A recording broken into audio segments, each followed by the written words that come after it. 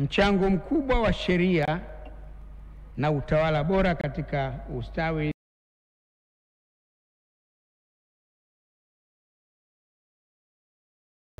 dhahiri wa demokrasia nchini. Hivyo basi, mjadala wenu una umuhimu wa kipekee nchini. Nimefarijika kufahamishwa kuwa katika kongamano hili kutawasilishwa mada kabambe kabisa. Ziko 4 lakini heavily loaded.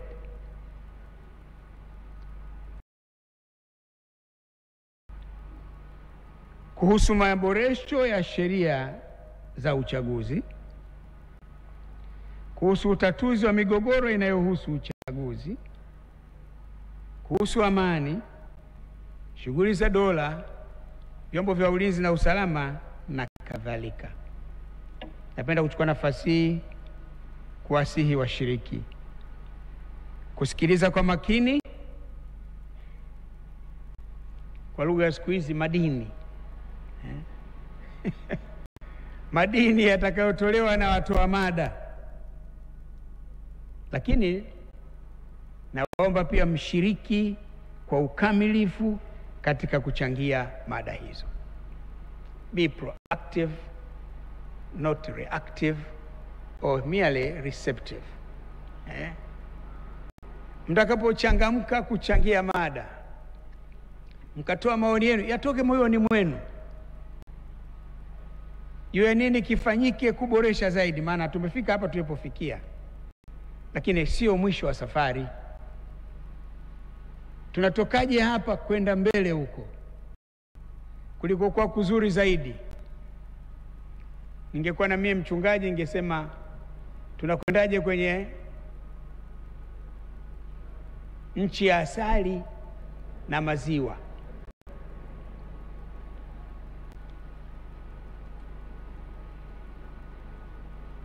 Ni dhahiri kwamba maudhui yatakayowasilishwa kupitia mada hizo ni muhimu kwa ustawi wa demokrasia ya nchi yetu, na pia inawaimarisha nyinyi kama kada muhimu ya wanasheria hapa nchini. Ndugu zangu, Tanzania ni nchi yenye historia ndefu ya safari ya kidemokrasia. Tangu uhuru na baadaye muungano, tumepita katika sura mbalimbali. Kabla ya uhuru mpaka miaka ya mwanzo ile ya uhuru wa Tanganyika, tulikuwa na mfumo wa vyama vingi. Baadaye ikaundwa tume ya Mzee Kawawa, ikapendekeza tuwe na mfumo wa chama kimoja.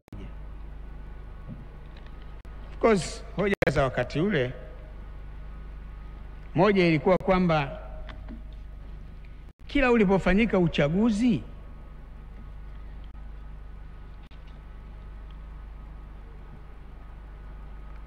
chama cha TANU kilikuwa kinashinda viti vyote.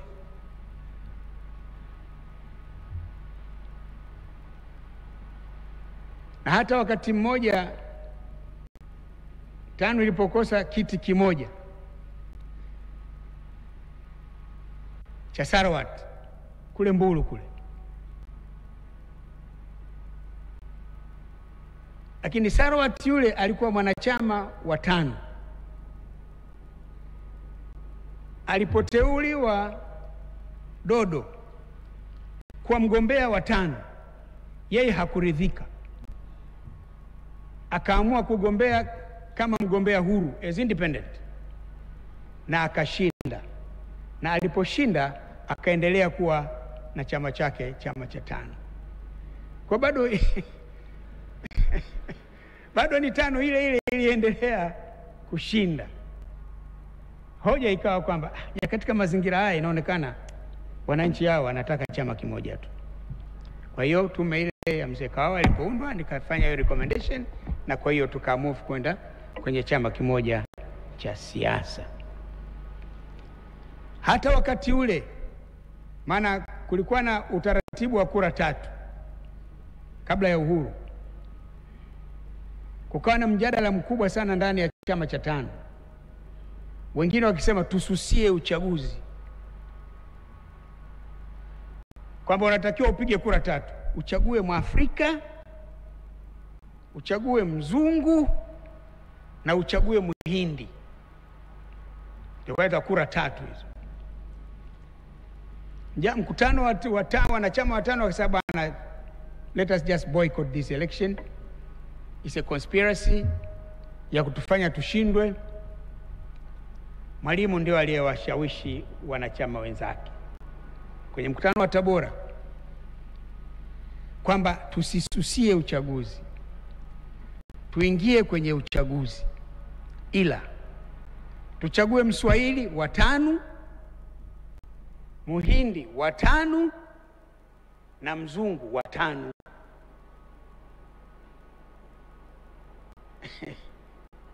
Wakafanya hivyo hivyo. Mswahili wa TANU wakashinda wote, Muhindi wa TANU wakashinda wote, ndio kina mzee Amiri Jamali hao, kina Nuru Kasum,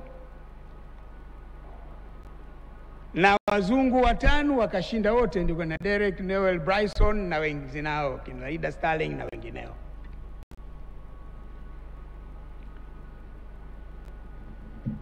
Kwa hiyo tulikuwa na vyama vingi, maana ilikuwepo wakati tulikuwa na ANC hapa ya Zuberi Mtemvu. Kulikuwa na chama kingine cha Hussein Juma, babake Sheikh Yahya huyo. Sisi wakati tulipokuwa wadogo tunaimba kwenye Tanwithri kwaya kule, kwa namba Hussein Juma yuko chama gani? Hussein Juma yuko UTP.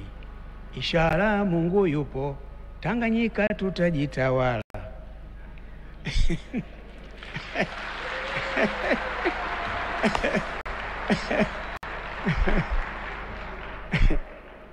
Hizi shughuli za siasa jamaa tumezianza tukiwa wadogo. Kwa hiyo vilikuwa vyama vingi, ANC cha mzee Zuberi Mtemvu, ulikuwa na UTP ambacho ilikuwa na kama a front organization ya wazungu, na TANU wenyewe. Kwa hiyo that's the phase kabla ya uhuru na baada ya uhuru, mpaka hapo ulipofanyika ule uamuzi wa kuwa na chama kimoja. Tumeendelea na chama kimoja. Baada ile wind of change Africa,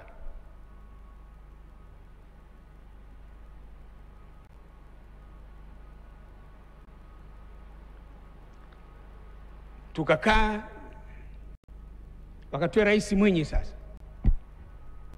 akaamua kuunda tume ya Jaji Nyalali.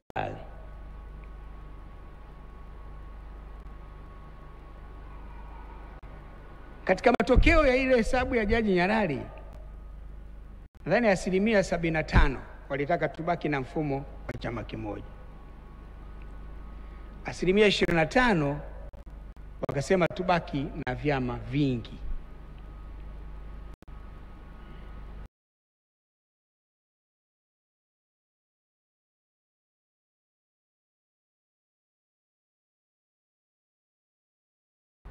Bahati mbaya au nzuri, nimekuwepo kwa muda mrefu. Nilitangulia kuzaliwa tu, haina sifa.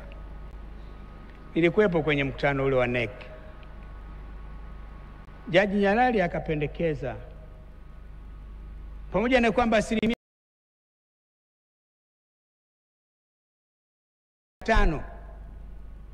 wanataka tubaki tuwe na vyama vingi, na 75 wanasema tubaki kwenye chama. Tume ikapendekeza tukubali tuanzishe vyama vingi. Kwa hiyo kwenye NEC, maana katule chama ndio kimeshika hatamu. Hakuna uamuzi mnaweza mkafanya bila ya chama kukubali. Jadala ukawa mkali.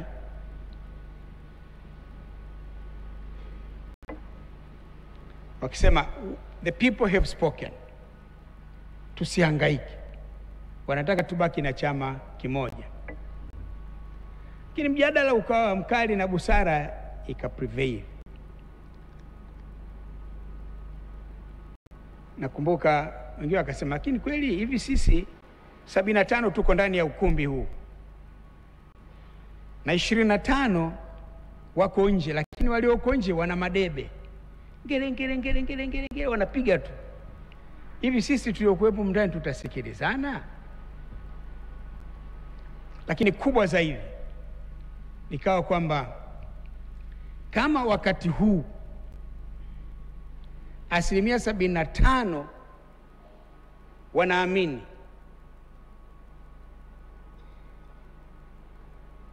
wana imani na chama chetu kuendelea kuwepo, na 25 wanataka na wengine waje, huu ndio wakati wa busara kuamua kuingia kwenye vyama vingi. Tusingoje hesabu ile ikabadilika, kwamba 75 anasema vyama vingi, 25 anasema chama kimoja. Itakuwa ni vote of no confidence. Sasa hivi watu wana confidence na chama chetu, ndio wakati wa kuamua kuingia kwenye vyama vingi. Tutaingia kwenye vyama vingi from a position of strength.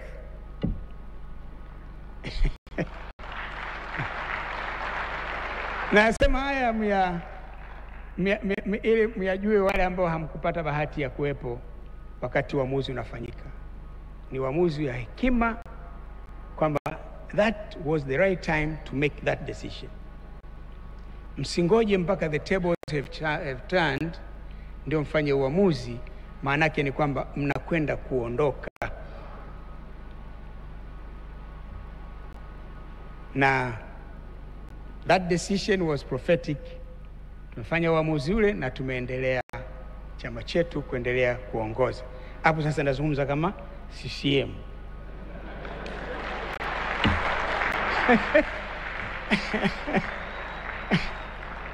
Lakini I'm telling you the story ya evolution yale mambo.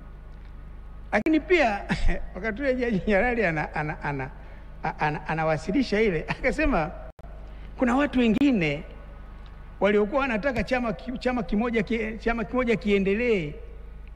Hoja zao zilikuwa kwamba anasema, hiki chama hiki kimoja michango ni mingi, sasa vikija vyama vingi si sera yetu itaishia kwenye kuchangia.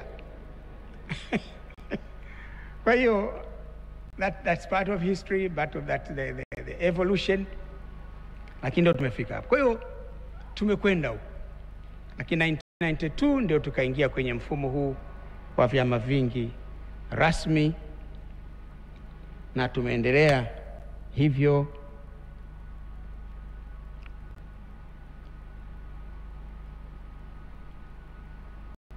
Sasa katika kipindi hiki ambapo imebaki miezi michache kabla ya uchaguzi mkuu wa bunge, wa rais, wa bunge na madiwani, kwa nyinyi kukaa na kutafakari hapa tulipo na huko mbele tunakokwenda tuende vipi, ni uamuzi wa busara kabisa, mnastahili kupongezwa.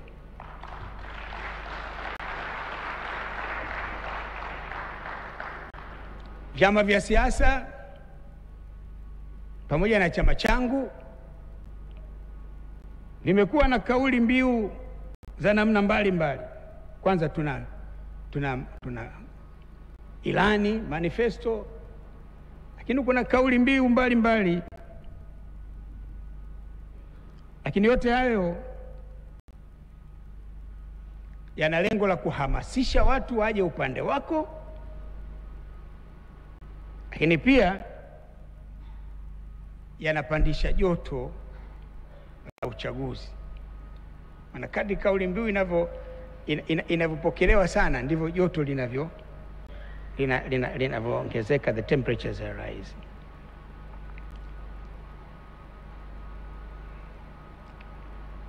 Siku hizi sitembei sana, wala sitembei kabisa mtaani huko. Zamani nilikuwa huru sana mpaka nakuwa waziri. Nilikuwa na kibaraza changu pale mtaa wa Dosi kule cha kahawa. Hata nilikuwa waziri wa mambo ya nje, nikitembea nikirudi, lakini lazima nikifika pale. Na mimi ndio nilikuwa nanunua jamvi. Maana tunakaa kwenye jamvi tu. Nanunua jamvi, tunakaa pale. Kwa mara nyingi zile habari zile za mtaani zile nilikuwa nazipata pale, tunasimulia. Watu wengine, siku moja mtu mmoja akaja pale kwenye kibaraza. Sasa tunakunywa kahawa pale. Akaja akakaa. Jamaa na mie mwenzenu. Mwenzetu wa nini? Wa hicho mnachokunywa. Sasa yule bwana alizani kwamba ule mderi ule wa kahawa, alizani tunauza gongo. Tunakunywa gongo. Kuna mwenzetu mmoja anaitwa Mataka, Mungu amrehemu, akakasirika. Sasa wewe toka sasa hivi ninakufumua hapa. Anasema basi bwana mimi nakwenda, lakini mwenzenu mie. Kwa hiyo tunakutana, tunakunywa kahawa, tunapiga story na pale kwa mchanganyiko wa timu zote wako tunacheza na hatuchezi, wapo mmo ndani.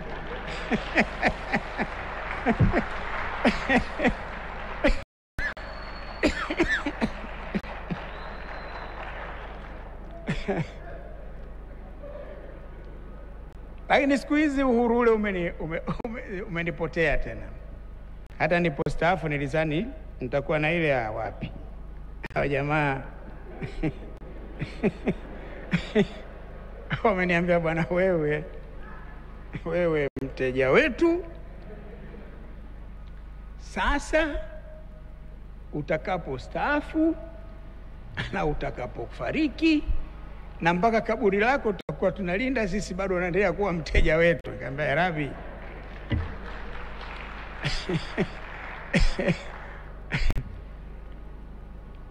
lakini napata habari, nasoma magazeti, nasoma kwenye mitandao,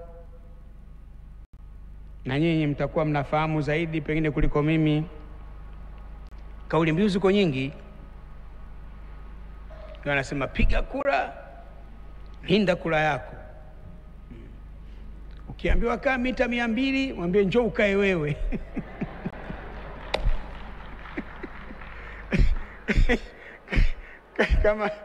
kama unapapenda hapa. Na kuna wengine wanasema Oktoba tunatiki. Kumbe wako wengi. Na wengine wanasema no reform, no election. Sasa kauli hizi ziko za namna mbalimbali. Lakini jambo la kutia moyo ni kwamba, na nachoweza kuambia Watanzania wenzangu, itakapofika wakati wa kupiga kura hiyo Oktoba kwa tarehe itakayotajwa na tume, akili za kuambiwa changanya na zako.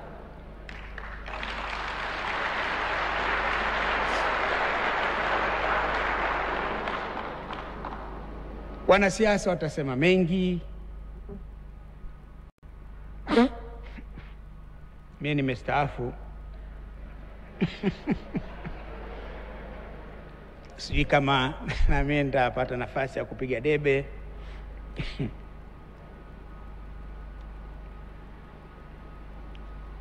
Lakini hilo utakayosikia mengi, fanya uamuzi wa busara ili nchi yetu ipate viongozi watakaolitoa taifa letu hapa na kupeleka mbele kwenye maendeleo makubwa zaidi, kwenye amani na kwenye utulivu.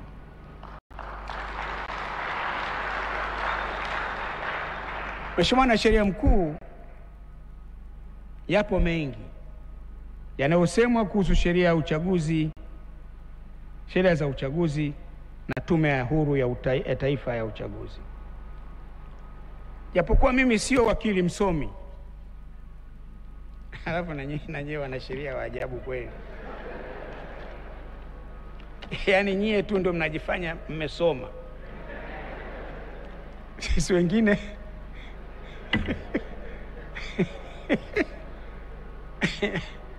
mimi ngwini proper lakini mimi nimesoma, ila nyie peke yenu tunafikiri wakili msomi Leonard brother. Sawa, na sisi tumekubali, hatubishani kwenye hilo. Lakini nimekuwa nikifuatia kwa karibu mijadala mbalimbali inayoendelea ndani ya nchi yetu kupitia vyombo vya habari na mitandaoni. Kama mlivyogusia awali, bahati mbaya wakati mwingine kumekuwepo na upotoshaji unaofanywa makusudi kwa maslahi ya vikundi maalum. Hii imekuwa ikinifikirisha sana wakati mwingine na kuniacha na maswali mengi, wakati mwingine nakosa hata majibu. Hivi ni kweli kwamba sheria zetu zinazohusu uchaguzi ni mbaya sana kiasi kwamba haziwezi kusimamia mchakato wa uchaguzi wa mwaka huu? Hivi ni kweli hakuna maboresho yoyote yaliyofanyika? Kwa mtu mwenye uelewa wa kutosha, maswali haya na mengine yanaleta maswali mengi kichwani, yanafikirisha sana. Ndugu washiriki, mchakato wa kuboresha sheria hizi limekuwa jambo endelevu katika awamu mbalimbali za uongozi wa nchi yetu tangu ilipoingia mfumo wa vyama vingi. Kumefanyika maboresho ya sheria zihusuzo uchaguzi. Yapo maboresho yalifanyika katika kipindi changu cha uongozi, na yapo ambayo yamefanyika kabla, na yapo ambayo yamefanyika baada ya mie kuondoka kwenye uongozi, na yapo ambayo yanafanyika katika awamu hii ya 6 inayoongozwa na rais wetu mpendwa Dr. Samia Suluhu Hassan.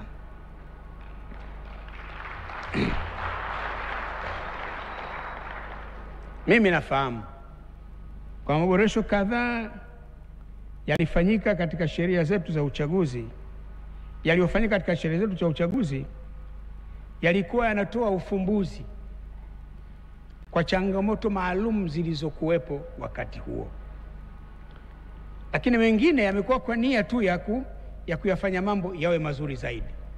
Hakuna changamoto, lakini watu wakikaa chini wanatafakari hali ilivyo, wanasema lakini tukifanya hivi mambo yatakuwa mazuri zaidi. Kwa hiyo ziko changamoto kama marekebisho yanayotokana na kujibu certain challenges, certain problems in the conduct of elections.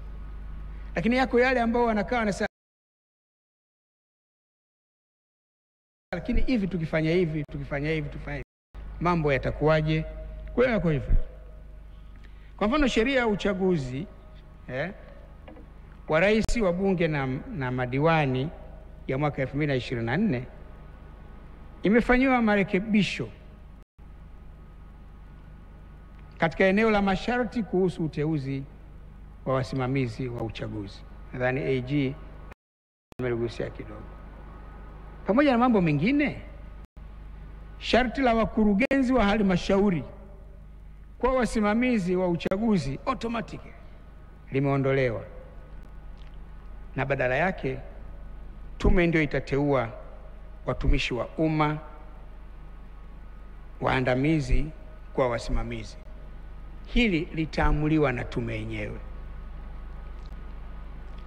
Kabla ya hapo tumekuwa tunasema tume itateua, lakini invariably waliokuwa wanateuliwa ni wakurugenzi, na hivi sasa ingekuwa wanajiandaa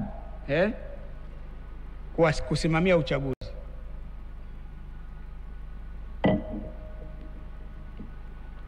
Na watu walikuwa wanasema kurugenzi anaambiwa nikulipe mshahara alafu nishinde uchaguzi.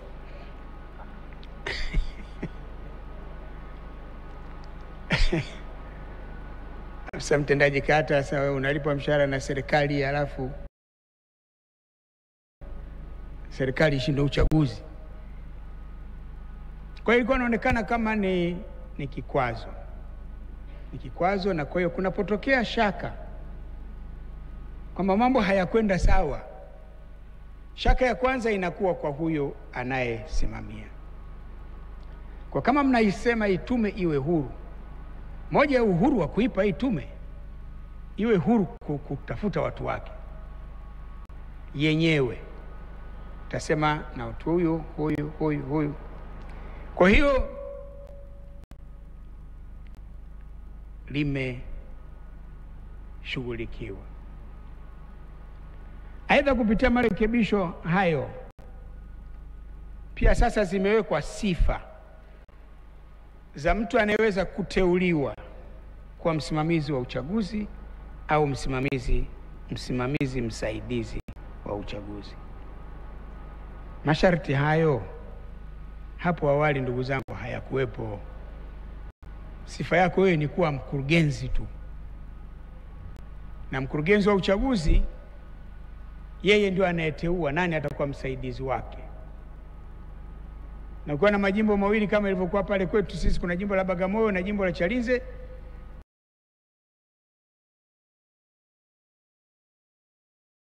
Kabla hawajaunda halmashauri ya Chalinze, basi mkurugenzi yule anachagua, yeye anachagua na msaidizi atakaye kwenda kukaa Chalinze kule kumsaidia kusimamia.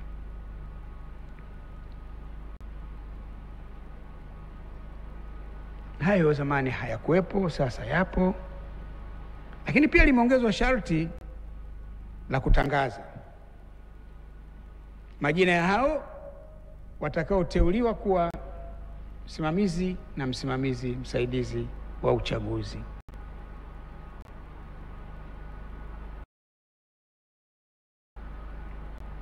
Hii ni hatua muhimu ya kuongeza uwazi,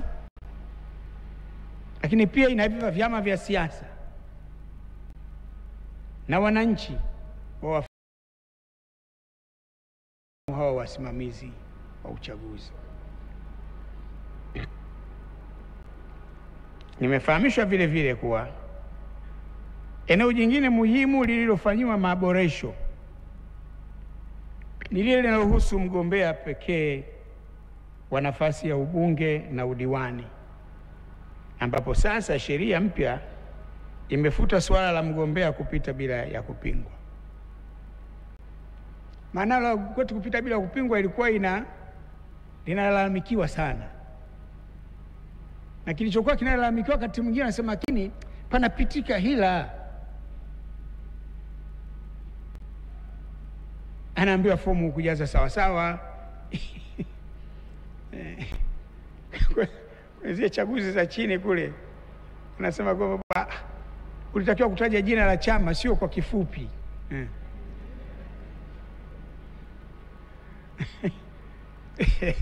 Sio kwa kifupi.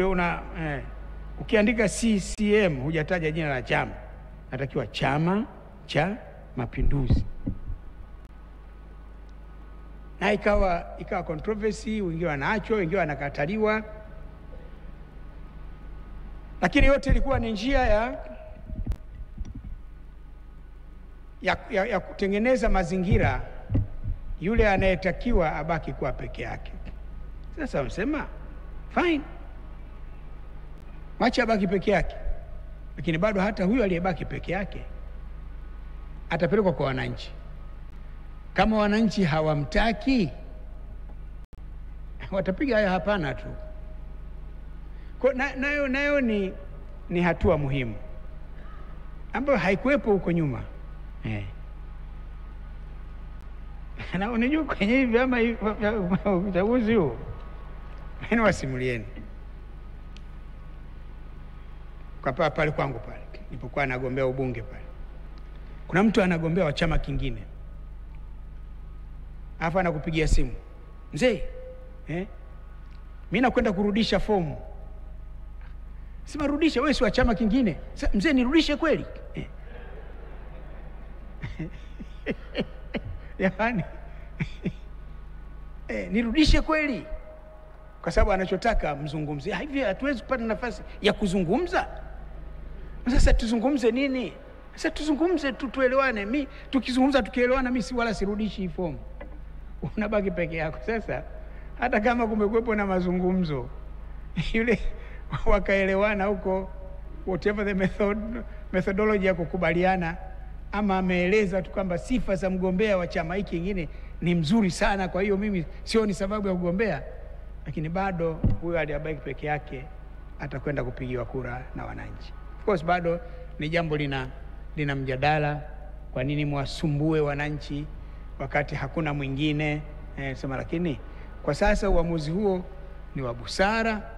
Kama utakuja kubadilika, wacha kwanza uchaguzi huu upite, manufaa yake yaonekane, ili kama kutakuwa na mabadiliko basi uchaguzi ujao. It's not something that is cast in stone.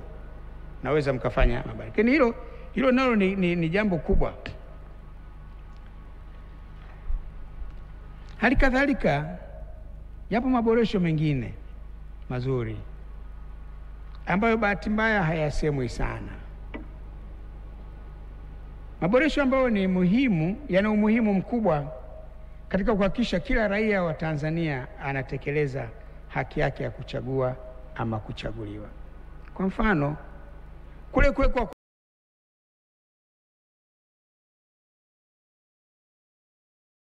kwa wafungwa na mahabusu kupiga kura.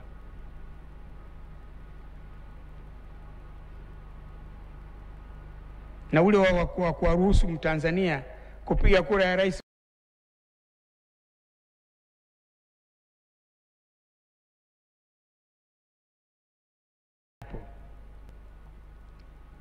zamani. Bwana, walioko gerezani hawapigi kura, lakini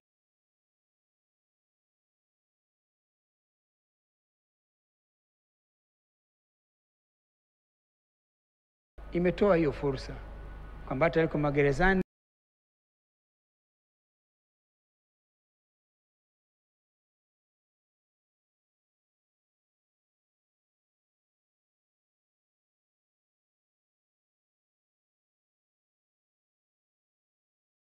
walioko mahabusu sasa wanaweza wakapiga kura. Nayo ni mabadiliko ambayo yana manufaa katika chaguzi zetu.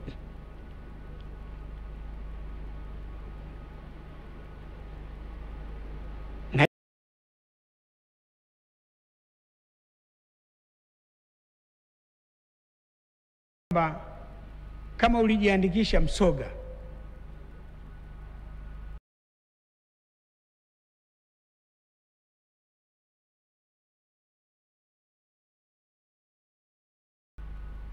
na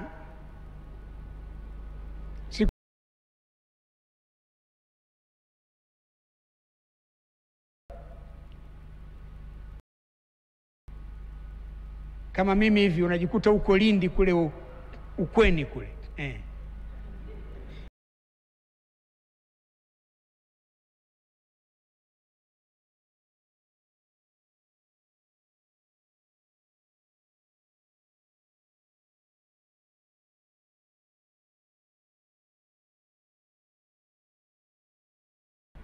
maana kama Mamsapo anagombea, basi nawe lazima uwepo pale.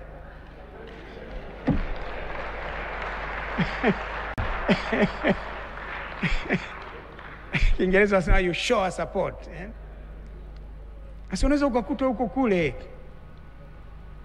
sasa unafanyaje?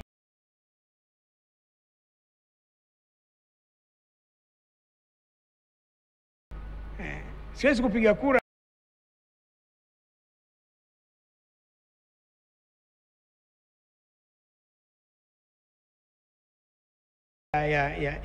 ya Lindi pale mjini, lakini pale Lindi mjini naweza nikapiga kura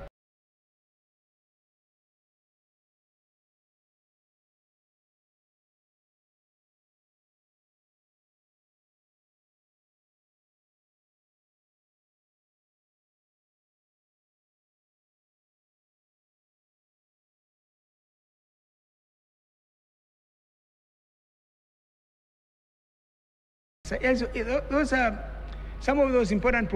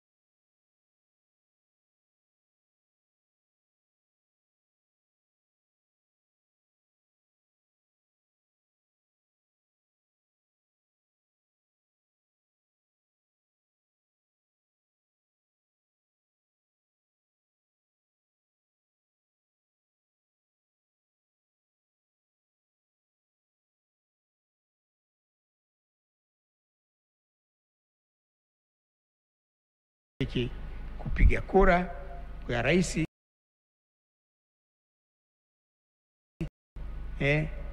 hiyo ya ubunge na madiwani, taendelea kupigia kura huko Msoga ulikojiandikisha. Kama hukuwepo kule, hilo ndio umekula hasara, au kura yako ndio imepotea. Pia yanafanyika marekebisho, maboresho ya muundo wa karatasi za kura kwa kuzingatia mahitaji ya watu wenye mahitaji maalum na waweze kupiga kura. These are advances. These are advances ambazo hazizungumzwi sana, lakini zipo, zinatoa fursa kwa watu wa Tanzania kuweza kupiga kura. Pamoja na sambamba na mabadiliko yaliyofanyika kwenye sheria ya uchaguzi wa rais, wa bunge na madiwani mwaka katika sheria mpya ya Tume Huru ya Uchaguzi namba 2 ya mwaka 2024, yapo mambo mazuri nayo. Katika sheria hiyo umewekwa utaratibu mzuri wa sifa za uteuzi wa wajumbe wa tume. Nadhani AG amelisemea hili. Lakini na utaratibu wa namna ya kumuondoa mjumbe wa tume hiyo ya uchaguzi. Lakini yapo pia na masharti ya maadili ya wajumbe na mkurugenzi wa Tume Huru ya Uchaguzi, nayo yametamkwa. Ndugu washiriki, haya yote hayakuwahi kuwepo katika sheria zetu za uchaguzi zilizopita, lakini bado tuliweza kufanya chaguzi huru, haki na zenye ushindani. Hivyo tunapojumuika hapa siku ya leo, ni imani yangu kuwa pamoja na mambo mengine mtapata muda wa kuyachambua kwa kina maboresho haya makubwa yaliyofanyika kwa lengo la kuimarisha mchakato na mfumo wa uchaguzi hapa nchini. Kwa bahati nzuri, sheria hizo kwa sasa zimeandikwa kwa lugha ya Kiswahili. Maana zamani zilikuwa zimeandikwa kwa Kimombo tu. Sasa kama na unaambiwa kwamba kutokuijua sheria si utetezi, lakini sheria yenyewe iliandikwa Kiingereza. Wende kama kwa watani zangu Wasukuma kule kwa mtazamaji wa TBC1, tunaomba radhi kwa kukatisha matangazo hayo ya moja kwa moja katika ukumbi kituo cha mikutano cha Julius Nyerere katika kongamano la kitaifa la masuala ya sheria. Kwa sasa moja kwa moja tunaelekea Mwanza, ambapo kutafanyika tamasha la utamaduni la Bulabo la kanda ya Ziwa. Lakini kwanza, kabla ya tamasha lenyewe, mapema Rais Samia Suluhu Hassan atatembelea kituo cha makumbusho ya Bujora aliyopo nje kidogo ya jiji la Mwanza, maeneo ya Kisesa kule. Kwa wakazi wa huko atapita hapo kujionea makumbusho yenyewe, lakini baadaye ndio shughuli